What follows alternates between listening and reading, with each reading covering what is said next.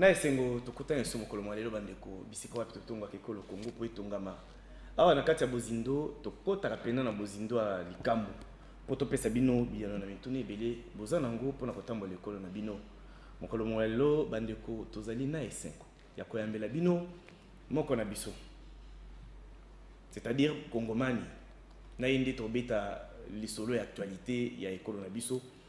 Eux ils allaient mingi pe dominer en dehors il y a sorti à gouvernement au besoin de causer là mais mingi ils allaient dominer na polémique oyo ebotami sima communication à bureau assemblée nationale et pas iwapi tozalaki na plénière il y a lundi 26 mars oyo lekaki c'est quoi plutôt landaki communication il y a mon mboka Christophe Mboso Nkodia Pwanga président assemblée nationale Pai wapi azaki osenga na baimboka o nyonso bazali impliqué na massacre koleka na est la République démocratique du Congo basa la preuve ya attachement na bango na ekolo Congo mais si mabolobi na ye tolandi maima lobami na classe politique na biso ba misusu bake musikati koloba ke mwana mboka Mboso Nkodia Pwanga atie bango musapi afundi bango ke bango nde ba koboma na est tolobi bongo na ba député oyo bazali originaire ya est la République mingi na espace à nord Kivu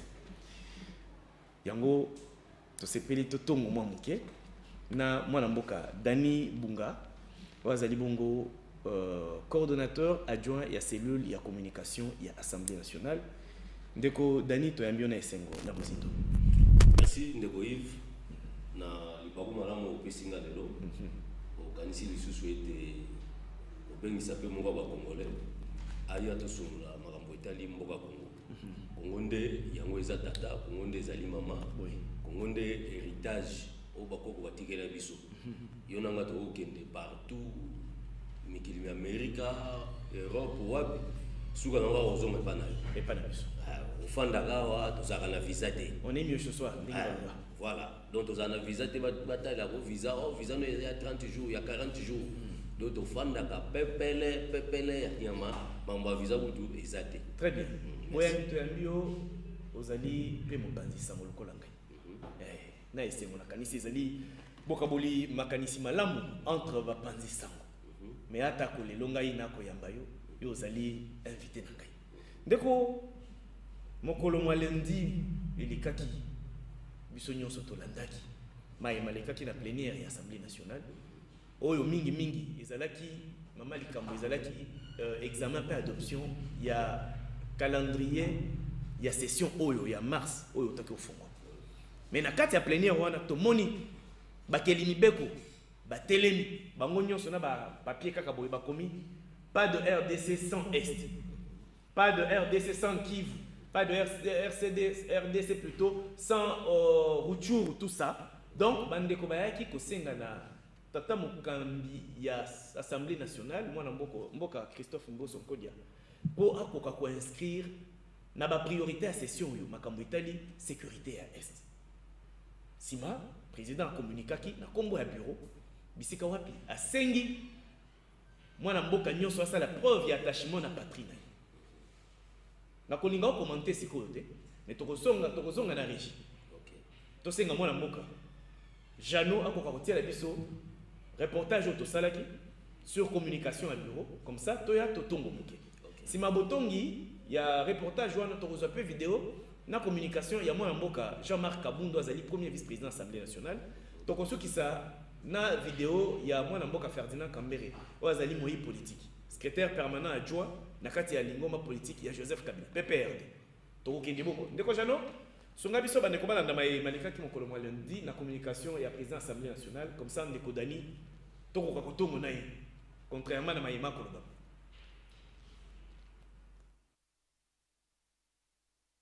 Les gens seront peut-être étonnés que pour la première fois je sois. Dans la communication du bureau lue au cours de la séance plénière de ce lundi 29 mars 2021, le président de l'Assemblée nationale, Christophe Mboso Nkodia Pwanga, a appelé à la prise de conscience collective et individuelle des Congolais afin que le changement politique intervenu en République démocratique du Congo profite à tous les Congolais. Honorables députés, chers collègues, de par la volonté de son Excellence, Monsieur le Président de la République, chef de l'État, Félix Antoine Tshisekedi Tshilombo, soutenu par les honorables députés que nous sommes et par l'ensemble du peuple congolais, notre pays est entré dans une nouvelle ère de changement appelée de tous nos voeux.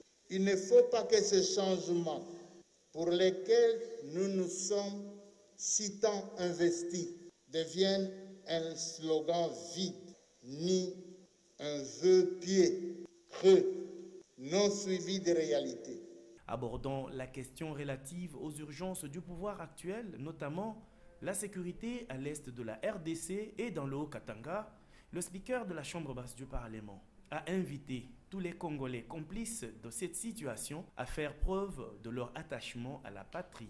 Nous exhortons tous nos compatriotes congolais qui collaborent de près ou de loin avec les groupes armés et les groupes terroristes toujours actifs à l'est de notre pays, de les quitter définitivement pour prouver leur attachement à la patrie et leur amour à notre peuple. L'Assemblée nationale s'emploiera à demander à notre gouvernement d'accélérer les programmes de désarmement, démobilisation et réinsertion et d'aider nos compatriotes qui vont quitter les groupes armés ou arrêter leur complicité avec eux afin qu'ils aient une occupation digne pour nourrir leurs familles. Les députés nationaux veulent que soit inscrit le dossier de la sécurité de l'Est dans le calendrier de la présente session ordinaire de mars. Voilà. Toutibongo kuna ongambo ya parlement na Assemblée nationale précisément. Bandeko Olandi communication ya bureau Assemblée nationale oyo ememi polémique na bato balingi vérité te. Moi mboka Dani Bunga. Communication ya moi mboka Christophe Mboso Nkodia Bwanga. Yo omoni yango lokola accusation azali ko porter na ba député ya Sud Kivu. Est ezali dénonciation to ezali appel na conscience collective na bandeko congolais bazali impliqué na maïma koleka na est ou ba ko collaborer na bapaya bazo ya ko bandeko na biso bazo ya koyiba biso ba ko sala biso mabe bazongela école ba abandonner ba habitude wa yo monya monya ndeko Yves na webiso makambo ya est oyo congolais nyonso waza congolais ya solo et dérangeaka ye congolais moto akola la pongi amona on na point moko ya république bandeko ne bazo kufa en dépit ya kozala tokozala ta musu yo za ya Kasai oyo bandundu ya Équateur mais est wana eza moko eteni ya Congo, c'est-à-dire on sous-entend ba oyo baza kuna ba congolais baza kuna sont nos frères, sont nos sœurs, sont nos mamans, sont nos papas.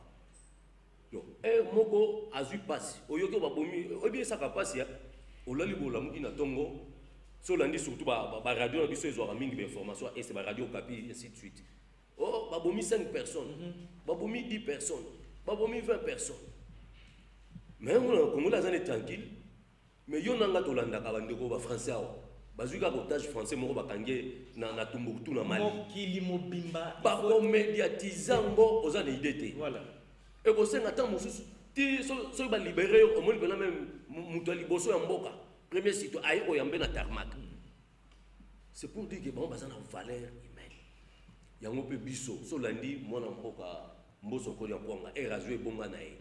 Alobi question à est a osala moko ya ba priorité na ye. Donc à lundi oyo ka rappelle tata mokonzo ekola lobaki. So lundi Félix Tshisekedi et nous sans lobaki. Si fois tu même vine na anini a pris en jeu pour makambo est a préférer ko to ko fona est. Et moi na mboka pe Mboso Nkodia Bwanga aye alobi yango. Wane bande tanga zo ebonga. Et puis, dans les cambo yoso beta oyo solo zo beta lundi ya verté ya communication oyo. Lundi wana yo ya kana na Assemblée nationale oya recouvrir l'activité déjà na entrée au côté tout le coup ya ba jeune ya est ba yaki déjà kuna ba kaliko ba banderole tout ça il faut que cambo est pour le belango bazo interpeller ba député. Oui. Zomo. Bande kwa tan ba yaki na zaini bino ba député bino ba telemi beko. bino ba représentant na biso bino ba représentant ba lobel na biso o bozalaka kuna likambo oyo ya este il faut bobetela ngo CT baki belé ba jeune wana ba jeune bakolo ba pe non na kesa musala na ngana kesa la boye tout ça mais ba se sacrifier na se amoyo wana et puis toye to koti na kati ya salle de congrès au mona avant que tout le monde mboka mboso ko dia poanga papa tozo benga les rassembler papa ya boania avant sa parole ba député bango moko so tel ba image au l'exhibition ba quoi siéger ba quoi siéger na ba caliko na ba fiche tout ça jamais ni RDC sans ST sans Goma sans Uchuru sans Beni mais bon on va député on va une initiative siko oyo asa lokola moko mon continent bino tata ezal ko assemblée nationale za famille papa na partenaire tout ça il hausse le ton à lobby non bino ba oyo ba congolais oyo boza na kati ba groupes armés papa kama ba congolais ba groupes armés est-ce que bandi lelo banquette belé la biso ya oni tout ça et le lobby acteur politique ba impliqué na mabilo kwa na ebelé ba soldat kutu na parlons pas ngana mona na kati mboka oyo mutu alongwe ministre lobby te na zongi zamba azali pe na gouvernement ilandi te abi na zongi zamba azali nde kwa ya côté kuna osomona ba congolais ko baza siko yo congolais na ebité soit disant ngande meilleur soni nini ya est oloba non alobi mabe apesa biso ba kombo asitele biso ba kombo ba misusu otoke ko porter plainte ebité absurdité moko difficile à comprendre parce que déjà na mboko to mona muto alobi bongo bosala rien parce que vous êtes ses frères parce que bino tout technologique yaza muto est muto alobaka za muto est bande ko pe ba tomboli mongongo le ba ko misusu ba ke funda baza pe ba to est nulle part ba kondana ka ndeko wana nulle part ba kenda ko funda ndeko wana atana ba justice internationale so depuis peut-être awe simbate po ba kanga ndeko wana ba fanda nie somo na landi kala ta ndeko nani député musu est na lingaka mingi jeune nga mayele belé pe boanya moindo zangi c'est un député que j'apprécie beaucoup no banga mokono kota na parlement France modèle ya ndeko wana si bien to za génération moko mais façon ya travailler non il m'a toujours séduit. Alors, mais ils sont pas congolais. Oh, il y a biso baza pe na kati ba ninyo. Après cet exemple, tout ce qui a député moko ba kenda okanga na Rwanda, tout ce balande, kuna azakane Rwanda. Oh, tout ça. Donc congolais malembe ndeko dani. To la ngana malamu. Est-ce que Maloba yandeko Christophe Mboso ezali yasika to ezali mbala ya yambo batu bayoka que na massacre to guerre o ezana est la république ba groupe armé ezakuna ebele ezali na ba congolais baza ko collaborer na l'étranger wana ba ko bomba bis est-ce que zambala liboso yoka non moni maloba na eloba maloba nango siko mwana mboka mboso ko de ponga sali président assemblée nationale les rassembleurs ndeba ba député mais sans robenga papa na muto abwanya parce que mboka ezotam sama ba institution yo mo déjà président de la République mo abeta la CT as institution mo bandenga za oyo na assemblée nationale oyo na sénat so là ni même na sénat mo na mboka ba tu le peuple il pas beta qui CT na est ozo ya bisibino donc o mukuna abengaka éveil patriotique ozo mo donc prise de conscience ya congolais nyonso oyo nyonso bino boza na kati ba groupes armés wana boza en complicité na bango bolongwa bozongele ko kutu so landi na suka le message na zolo banini bola qui s'attachement na bino na patrie bola qui sa bolingo votre amour à votre patrie azolo bango bien c'est dire que azo yipsa bino botika banzela o bazo kufa wande kona biso ba mama ba yaya ba leki bana tututu ba papa ezo sala passe makila congolais tangaka chaque jour na mabele na ye oto bato batonga bandaku bazo misolo omoni dans la nzembo moko ya molangi nzembo moko ya nini musique chrétienne Patrice à l'hôpital les cas entre A na Z voilà ozomo alphabet lettre aliboso alphabet na ya suka na ya suka siko oyo bazo bomana azane Z qui n'a rien à voir papa outine na bilanga maman outine na bilanga bakamati babomiye na mon image mususu derrière moi ba balancer tina ba France 24 ba chaîne so mindele mwana bazui ba kotisi na sac bake kokunda ye na bomoi mon une fois ba 2 ans 3 ans na bomoi ne ba lingela kati ya sac bake kunda ye après nde ba to découvrir ba fungoli sac wana ba moni mwana sakufi na kati moi na na lisumu nini asali mabe nini asali siko devant ba crime bongo ba atrocité ande mwana ba massacre bongo te ba baka monoko ba loba te so mboso lobby o te to funda ye c'est-à-dire eloko mboso lobby o ba loba afongol ba dépendant en quelque sorte ba tu ebele ba impliqué na makambo wana nde ba komi agité tozo kene Manuel ndeko coordonnateur adjoint à celui de la communication Assemblée nationale Dani Mbouka ndeko na ngai est-ce que réellement massacre à est ezali na ba complicité to ezana ba complice na kati na yango o bazali bana ya mboka bana ekolo Congo est-ce que ezali ya solo ti est-ce que mopaya akoki kolongwa epana ye aya coopérer na kati ya ndako na ngai to na kati ya ndako na biso soki penza azali na complice na kati te pe kopa yeli to likambo yeli et réussir ndenge bazo réussir na est wana oyebi na biso lo mongo tout ça là armé te mais moi attends ba documentaire américain guerre na Irak guerre na nini Afghanistan tout ça tout le monde ces gens là ba travailler à mingi na ba kolombo voilà vous pour mon point ce qui a yé muto na yo ko sala guerre pour y ba ke maïza ka aba sokola ka awa maya o mena ko zo faut kolombo ka la ba somba ka fufa ko lia awa kolombo ko fala yango na sepela kana appel ba généraux na biso na est ba sala ka tango nyonso oyo ba bi population bon dénoncer bon collaborer na armée na ba service d'intelligence bon collaborer na bango bon dénoncer ma pesi ke zo parce que population ko yeba tam supelo o armée yebité soldat yebité yo ko mona tam sunde ba ke na banzela bilanga ba nini mouvement suspect mais curieusement au moment là kuna ba dénoncer zo za la penzate so mengi ka ko dénoncer makambo est o komi lo mabata o mengi ka ko dénoncer lo mabata mais bato ba ko fa mikolo mais bato zo kufa totika kaka siko totika ke situation pourrir kaka bongo to sala rien bandeko bakufa kaka ba massacre comme des millions et bien Rwanda comment même pas millions génocide na par rapport à massacre ba lobela tala niveau ba komisela ngo ba tiango na moko la nini ya ba juif ba tiango na nini nyonso ba génocide nyonso minene to ebila mokili mais biso que 10 millions de morts donc kolobati so lobby ndeko ivra ko même ko bima comme le problème comment on va menacer ba téléphone comme boye toujours ça siko to sala nini soit tozo été na mboka ngoto kata to teka bozo na bilobi ba to linga ngo boka ngo elengi bosa na bino nyonso bolingi ubie to sala nini Congo ekoteka mate ekoteka la kaka mobimba ndenge ba batikela biso ekoteka la bongo mais sikoyo yo mona mboka o za na ba aventure wana ko se tromper muto atomara pe na berere mais mission longwa zo prise de conscience tika zonga na mboka no honorable président de l'Assemblée nationale mboso ko dia ponga les rassembleurs azolo bango alobi lakisa mu non na patrie olongo kuna ezande olakisi bolingo non na patrie attachement non na nation mabela bakoko balumumba bakufela bakaza ko batutu ba musée ba mamadunda là tout ça babunja mabe tout les babunja mabe bango nyonso wana basopa makila pona mabele oyo mais so bebisio yope tika zonga on va dire on mabele nanga ko trahir monter très bien quelque chose mabe to rozana quel soit problème qu'on peut avoir chez nous dans notre foyer c'est comme dans tous les foyers du monde dans nos maisons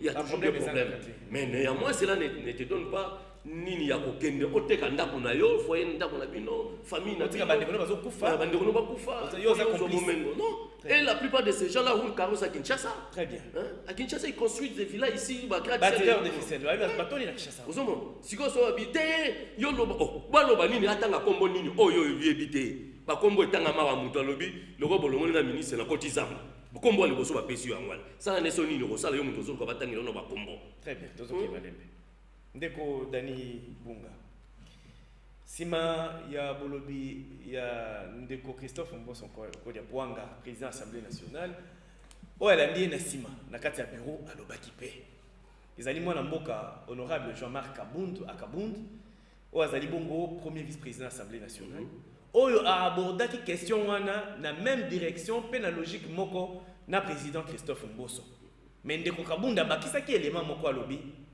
bandeko awa bino bozali kokota na makambo bozali impliqué na makambo ezoleka na est bolingi kolongwa te bolingi ko abandonner te bokende na koyeba ete bureau oyo ya biso ekoprotégeaka ata collègue moko te oyo azali impliqué na massacre ezoleka na est au cas où justice asengi ye po basambisa ye ndeko communication wana tolanda ngo na vidéo oyo et c'est quand ndeko Jano akosunga biso tolanda Jean-Marc Kabunda akabunda na communication na ye o abordant on a sens moko na président Assemblée nationale et bongo ndeko Dani azana biano na commentaire comme ça à l'est de la République. La question de l'insécurité à l'est du pays préoccupe tout Congolais épris de justice et de paix. Et nous devons tous regarder dans la même direction pour éradiquer ces fléaux qui déciment nos frères et sœurs. Mais je voudrais tout de même expliciter, parce que j'ai entendu dans la déclaration que le président de l'Assemblée aurait demandé aux honorables députés de l'Est de quitter les groupes armés. Non, non, parfois vous ne l'avez pas bien compris. Honorables députés, comme vous le savez tous, la situation de l'Est plonge et va dans tous les sens. Chaque personne a son interprétation. Chaque personne donne sa version des faits. Mais tout simplement, nous interpellons à tout Congolais de s'intéresser sur cette question. Ou tout Congolais, parce que quand on est Congolais, on a l'âme du pays. On est patriote, n'est-ce pas? On ne peut pas être Congolais et participer à la destruction de son propre pays ou s'adonner à des actes de criminalité comme ça se passe à l'Est. Toute personne, acteur politique, acteur de la société civile, militaire, qui serait derrière tout ce qui se passe à l'Est, de se retirer. Et ça, c'est clair qu'il y a des gens qui tirent les ficelles dans tout ce qui se passe à l'Est du pays. Et alors, tout ce que nous disons, c'est que demain, lorsque les gens seront interpellés, votre bureau ne sera pas là pour protéger qui que ce soit.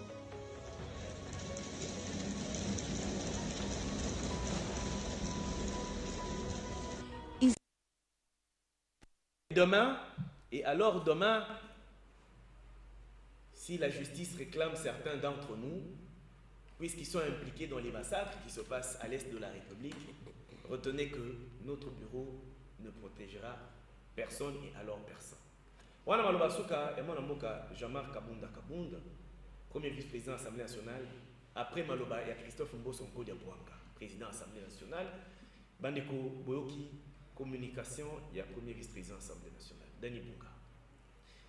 Bato balingaki ba créer neti moi kokanisa que ndenge ndeko Mboso alobaki et que c'est ndenge ndeko Kabunda lobi mais na kota penda na bozindo ya maloba ndeko Kabunda on moni que baborder lisolo ngo na sens moko pe na logique moko. Interpellation. Appel à la conscience collective et individuelle.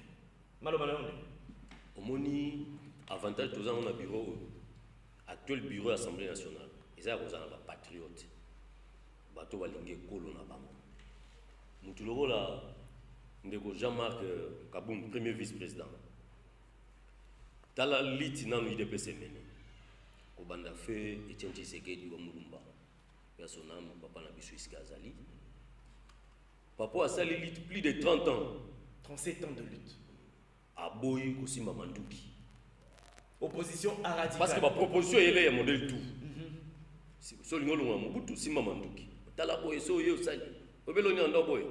Manduki. Atangisa makila bandeko na iba congolais. Ba oyaza ko défendre. Ah, oyazo défendre. Otangisi makila na bango et puis okomi na pouvoir. C'est-à-dire obomi bomi bandeko na yo. Problème a pété ni zakio. Ndo moni incarnation, héritage au papa na tikela bana na IDPS ko banda président Fachi. Oui, Jean-Marc Kabunda, on a beaucoup qui s'est kabouya. Bango nyo sont des bazars. C'est-à-dire, tant mon mboka mboso ko dia lobby, ko kansate ke côté mususu Jean-Marc Kabunda a changé. Bango nyo so ba patriote, ba nationaliste, ba to ba lingi mboka na bango. Yo mo lobby awa, yo ka ndenga silisi. Boka ni sate, so ba interpellation bandi. Parce que ce que ba yipsi bino na kimia. Bolongo, ta mususu ko ba bolinga bosa grimace. Bon embrouiller population tout ça et le les raisons des raisons les gars mais si bino et comment makambo interpellation ceux qui interpellé Assemblée nationale oyo et qu'on protéger mon tout c'est-à-dire qu'on a réfugié pour les criminels Et que ça la réfugié pour la union sur besoin de la population est. Si on le prise de conscience, peut-être c'est ça le moment. Si on va comprendre, c'est retirer, c'est repentir. Ngonga yango. Bana mboko comprendre tout limisa combien ba uta côté ngona ba mabatu. Ba ya même surtout fana na bango tozo mela na bango tozo lia na bango to bosa na masumunyo so. Mais ce que comme ici ko ba appliquer siko loi pene ta de droit on est siko to kende. Et que ba kuyi na yo ozanga ta ba fanti ba géant. Ya on de président ka kundalo. A bien semblé so ko protéger mututé. Oh ba comédie bazo banda to ke funda mboso to funda mboso. Mais vraiment n'ébite pas ça. Funde pas ça. Oui, député, il faut aller au Moussala. Aïe, Moussala député. Aux députés, pourquoi? Qu'est-ce que tu es venu faire au Parlement? C'est quoi ta mission? Et ta base, tes électeurs attendent quoi de ta part? Il faut expliquer. Et depuis, est-ce que tu as bénéficié de quelque chose? Parce qu'on ne part pas au Parlement pour faire du dialogue, faire du bruit, tout ça. Non, non. On part travailler, légiférer la loi. Proposer comme ça, on va belé. Deux ans, Moussala, il y a blague, il y a kilo.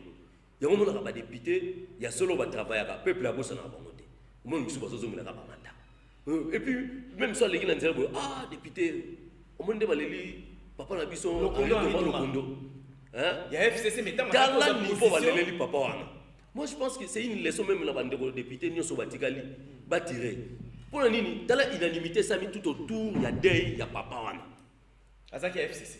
Il y a FCC. Chaque fois que vous avez solo à Congo, comment est FCC n'a été c'est ça, nation, sa république, son peuple. C'était ça. Je pense qu'il va nous dire sur Vatikali. Ça l'effort n'a pas contre la ligne. Parce que monsieur Soupé nous au monde, les autres sont intéressés à l'inter, mais dans la terre maison qui manga. C'est-à-dire que moi, à terre, ma propriété qui m'a encore le banc. Donc, à mon âme, va sentir. Et puis les autres, non seulement, c'est parce qu'il n'est pas la personne de Moussou. Vous avez ah, bah, pour le monsieur, balingi matuvisme, balingi basala. Misusu. Bilo, moi, je moi, lingi mbosote. Moi, un kaka. Moi, yo, été à l'Assemblée. Oh, motion, pétition contre Mbosso.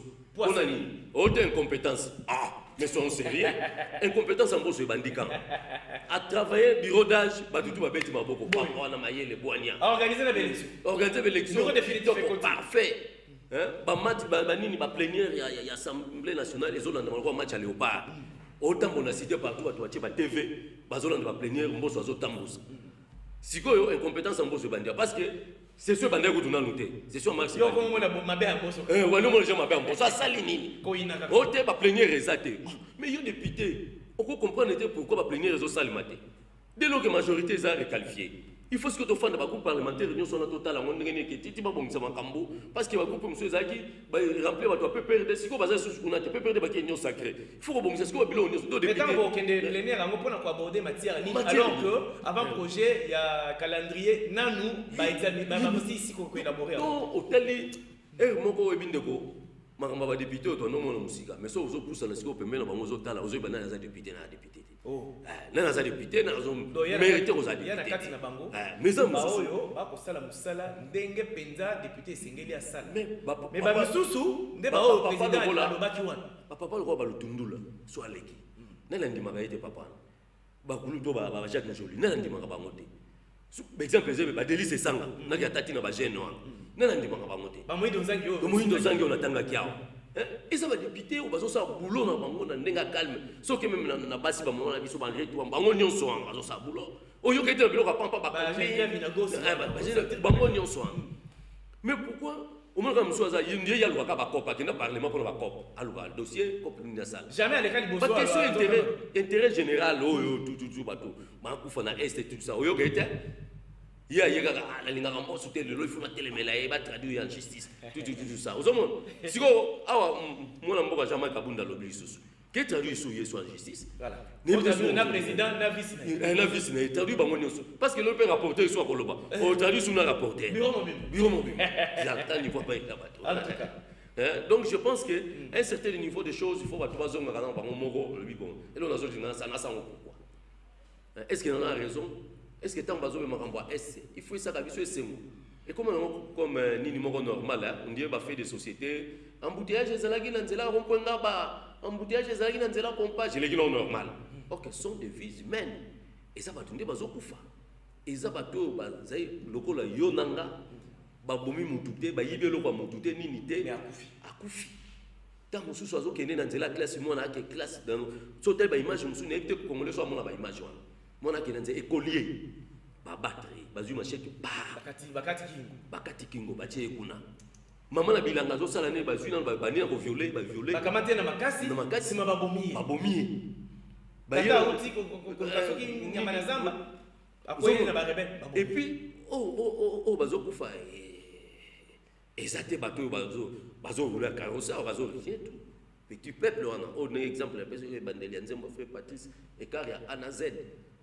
Il y a plein de gens, il y a à l'époque, il y a pris sa conscience à Congolais par rapport au massacre à Est et Ouanaka. C'est-à-dire, que tu basé, les Congolais, vraiment, digne de foi, patriote à solo, les Congolais, les pays, les nations, les nations, il faut qu'on débrouille. Les Congolais, ils ne pas si, sauf que les oiseaux qui font à Est. Très bien. Deko, Dani, la réaction est équipée belé. Après communication à bureau, Tolandi, Tolo député à qui vous n'y sauté, Tolandi quelques députés à qui vous. Au point de bango, après communication à président de l'Assemblée nationale, balamoko baleki na bitando ike na ba radio. Donc on bosse sur le banane ça normalité, au là le baloba, le quoi ya yebi, après ça biso liste ya baye, bazana kati ya makambo wana.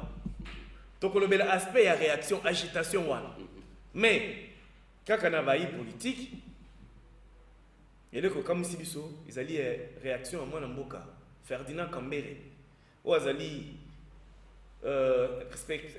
secrétaire permanent adjoint, il y a PPRD, ou Atikali fidèle na Joseph Kabila, mais azali moi na paix, il y a Maniema, car côté à est, tous ali wa.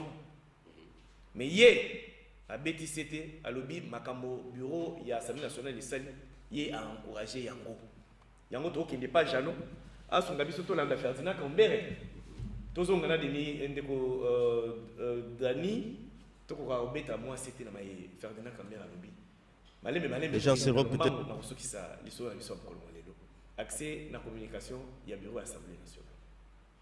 Être étonné que pour la première fois je sois parmi ceux qui les félicitent pour ce message-là, qui a interpellé les consciences des uns et des autres, surtout touché ceux-là qui sont auprès de la population en train de demander les votes pendant la campagne, mais qui, malheureusement, après les élections, cette population se perd parce qu'elle continue en même temps à être victime des massacres, des tueries, de l'insécurité, alors que des élus ont été envoyés. Je crois que c'était un message fort.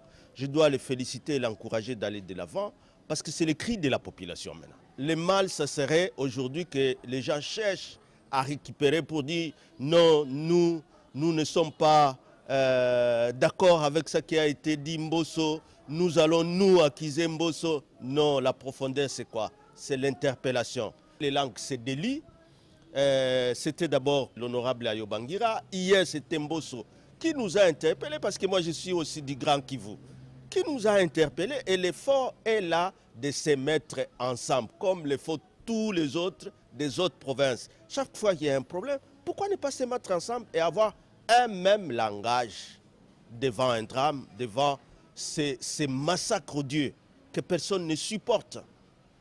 Donc, encore une fois, je pense que c'était l'occasion pour plutôt ces députés-là que de menacer Mbosso d'une motion, que de menacer de les traduire en justice. Ça, c'est simplement vouloir cacher. Et ils veulent cacher quoi?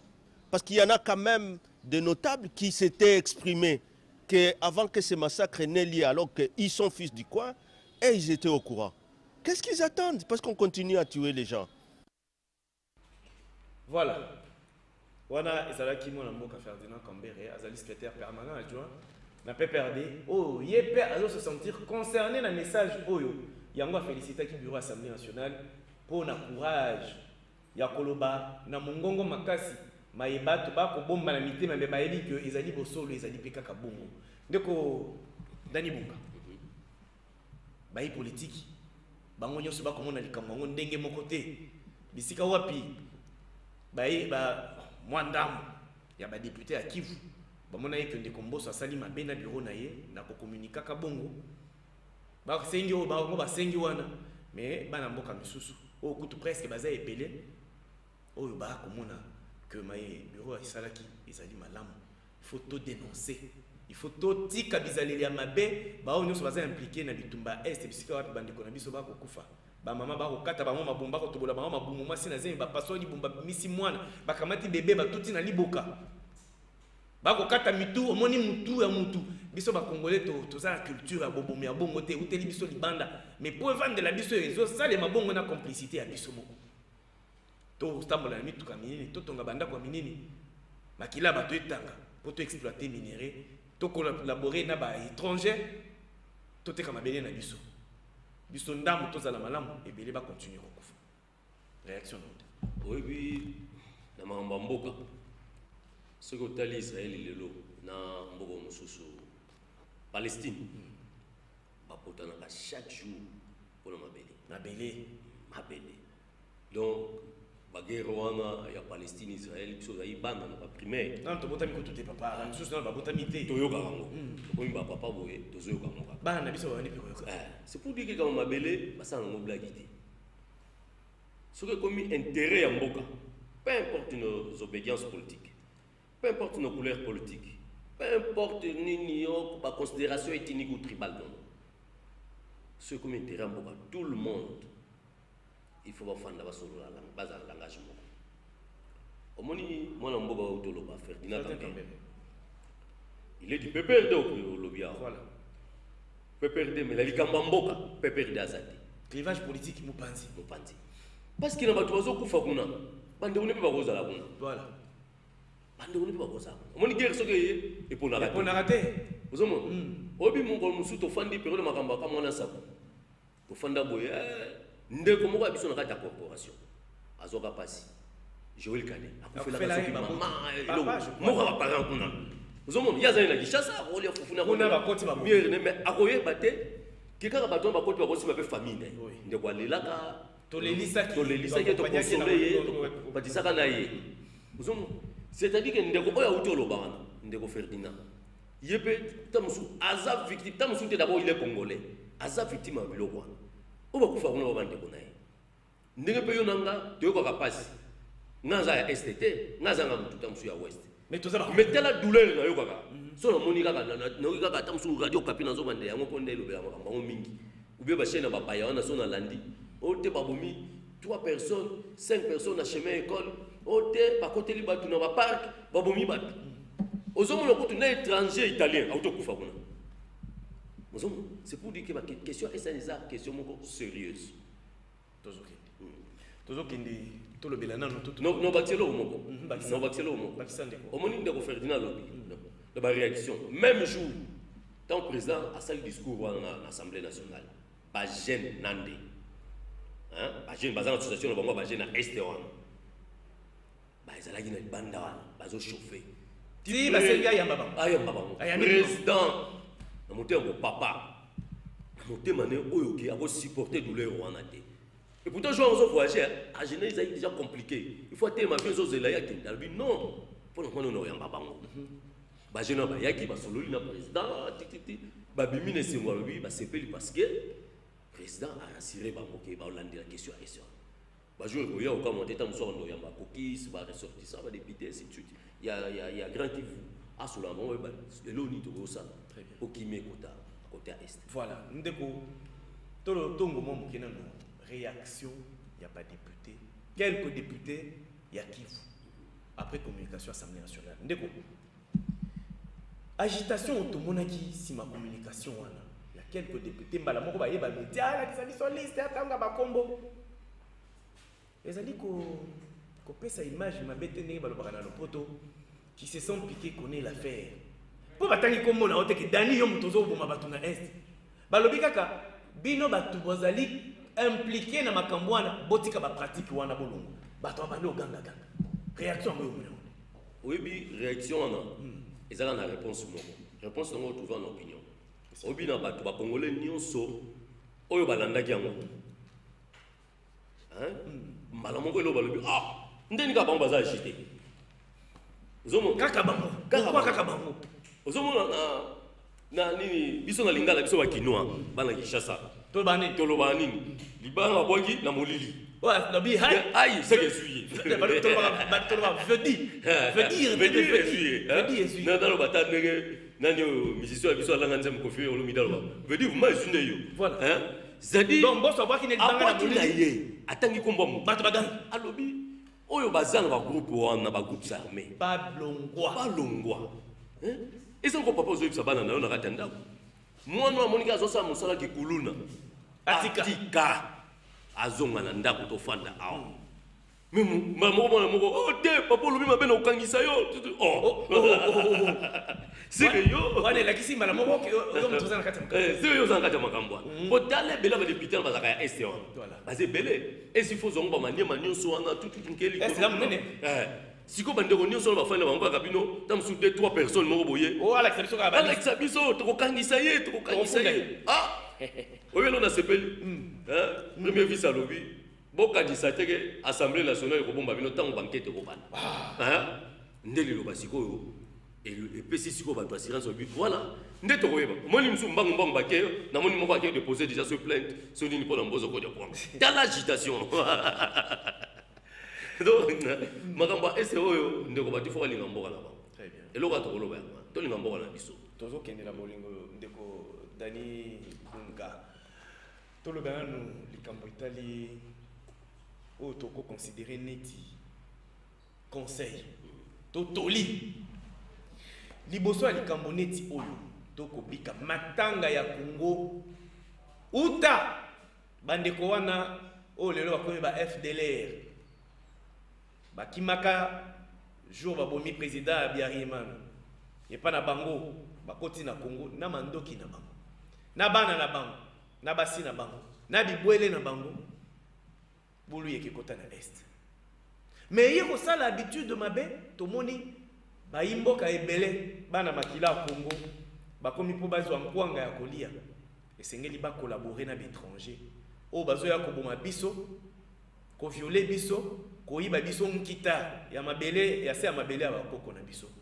bakeina bakateli bango pe mwa ndambo bango basali o bakosala likolo lelo ndeko na ngai wana tolobeli ba o wana to bakisi na bango comportement ya bayi politique tolobeli kamba France awa bakidnapper français moko na coin nyonso akozala ya monde France mobimba kolobela ko alerter monde entier jour bako libérer français wana au moins na tata mokonzo ya ekolo na bango akeko yamba ye omoni pena ke pona français moko bango moko banyoso batelemi liboso ali likambo neti hapo question neti oyo est-ce que il faut totia liboso ba appartenance politique na biso to il faut ezonga sima to zala bomoko et ça la makasi to combattre insécurité dans l'est omoni insécurité na est ezala elongo to ko cesse ko lobela on te bando lobela on ka plusieurs to linga na pays na biso to linga Congo héritage monene to zanga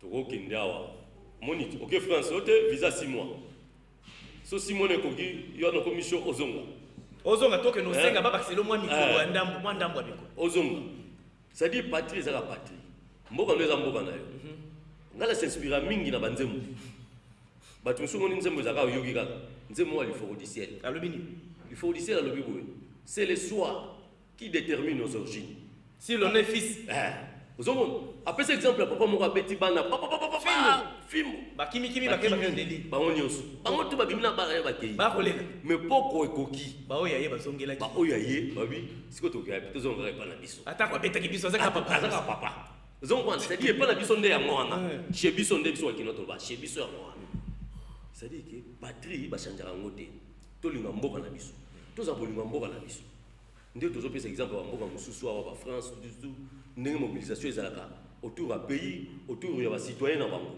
ozomona omona na bamédia oyeba tona bafrançais kote elinga bango nde ya mwana bamédia bamobilisaka bamédia bango n'avait pas l'idée siko curieusement mpa na biso eza bongo te omoni elo monde ko mokeba ya ndalo bana kala abi presse na biso nous faisons la presse avec on dit du suivisme abi suivisme presse ezaka suivisme c'est-à-dire okaka balobi wana yo poka ozorele kaka nani alobaki c'est-à-dire presque il faut ezoka temps Babylone va pouvoir presse se mobiliser, presse écrite, presse en ligne, presse audiovisuelle. Pendant qu'on condamne pour attaquer bateau à l'Union, bateau même on va être président Mosso.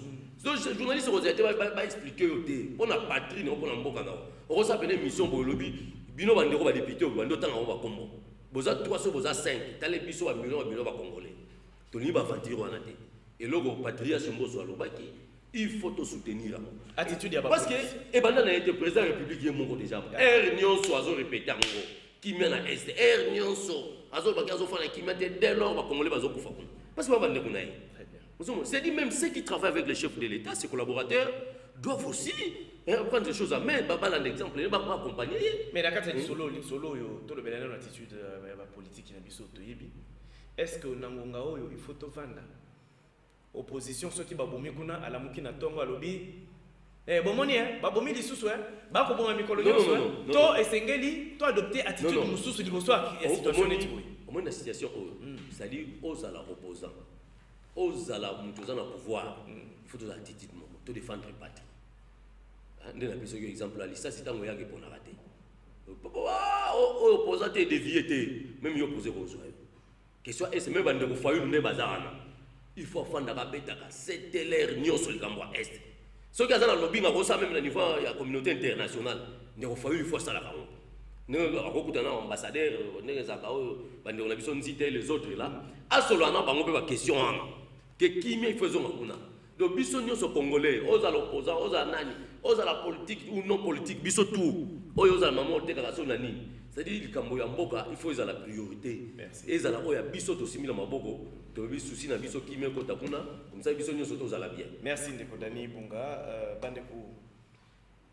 Na maloba Dani Bunga nde ki na kosukisela biso lisolo masolo lelo, mais ndeko azali na droit ya koloba liloba suka. Il va souka nazo senga na bana Congo nyonso ba comprendre que Congo eza malamu te parce que parti moko eza un problème mboka eza un corps ndenzo to nanga eza boye soki ka mosape bando sanga pasi neto mosape nanga lokola ndenge dérangeant olala titongo olala te c'est-à-dire pasi wana esiana to s'approprier na to zwango ya biso nyonso oza na Congo central oza mutu ya Grand Équateur Grand Katanga Grand Bandundu biso tout Grand Kasai tout le baquet on ezo kufa kuna bato bazo kufa baba ndeko na biso il faut totelemela yango ngambo esila ba congolais oyo baza en complicité na bato wana totelemela bango to nda ko dénoncer bango na ba moyens to roza même ba téléphone na biso na ba réseaux sociaux to sala yango ba ndeko média pe ko sala musala na bino to soutenir Assemblée nationale bureau mobimba président ya Assemblée nationale mwana mboka Mbosso Kodia Pwanga les rassembleurs premier vice-président Jean-Marc Abound bango nyonso ba rapporteur ndeko Vital deuxième vice-président bango nyonso liboke to tia maboko mission ba yaki nango ba tambusa parlement ndenge pena parlement to ebelia et là on est au sein na yango na parlement et ça la musala na yango voilà bandeko soki etendi moko nzoto ezui problème nzoto mo mandi nyoko maka likambo itali massacre na est ya ekolo na biso ezali likambo ya bana est bango moko te ezali likambo na yo motoza na espace à Grand Équateur ezali likambo na yo motoza na espace à Grand Katanga ezali likambo na yo ndeko zali na espace à Grand Kasai ezali likambo na yo motoza na espace ya Grand Bandundu nyonso ti ba Congo central yeba que likambo à est ezali likambo na biso nyonso totika bitumba politique toza nango na ndenge ya que bato bazokufa na est oloto sangisa makanisi to mitia isika moko to yeba ndenge ni tokosisa bitumba ngo biso toko konteka bitumba kolobaka te bato bakofaka mikolo nyonso ezali pouvoir en place ndeko boma non to bundana to longwana ba pratique wana biso nyonso to sangisa makanisi na question moko etali sécurité ekolo na biso po toza na ekolo mususu te Mobutu alobaka Nkondo Maréchal tant azaki na makasi alobaka s'il faut y en tant que président Zaïre à l'époque mokonzi ya Congo lelo akoka ko signer pacte na diable pour la unité à Congo azaki prêt à kosala mais biso lelo est-ce que toko défendre ekolo na biso ndenge ino bobani bino pe bana est ba ebondimi que likolo mbongo likolo minéré obeta cop na bapaya oyo bazoya koyiba minere ya bakoko na yo ya mabele na yo eza lokola moto ayo oyiba eloko na yo moko sima ateki yango akateli yo mwa ndambo ya mbongo mwa ndambo ya moke ya mbongo ondimi moto wana ayiba bozwi na yo ya bana no ya lobi avenir na yo progéniture na yo moto wana ayiba pamba te mais abomela o mama aviolé o mama aviolé ndeko no ya mwasi abomelo mwasi abomelo ndeko ya mwasi abomelo ndeko ya mobali conscience na biso ya bakongolais ekei wapi yango tolobi biso nyonso tosoutenir bakonzi ya ekolo polémique ebimisi ma communication ya bureau assemblée nationale eza na ntina te mpo ndeko mboso na bureau mobimba balobi na mongongo makasi maye biso nyonso toyebi maye bato bakobomba na mitema balingi kolobela ngo te kobanda mokolo mwa lelo soki obombi mayema koleka na est oza na information ata ya moke obombi yango c'est-à-dire yo mpo ozali complice conscience na yo ekozala na kimia te ata mokolo to mokolo mosusu justice ya ekolo na yo ekotelemela yo mpona mokolo mwa lelo tosukisi toyambaki mpo na bino mwana mboka Dani Bunga oyo azali coordonnateur adjoint na cellule la communication assemblée nationale boki makanisi maye mwana mboka totondi yo botondi ndenge ondimi mbela na biso pe bia lopesi. Merci mon mboka Yves Kanko. Voilà, tokutani mikolo eza koya Nzambe pesa bwanya pe mayele na bakambi baselela peuple. Nzambe azala na ekolo Kongo. Merci.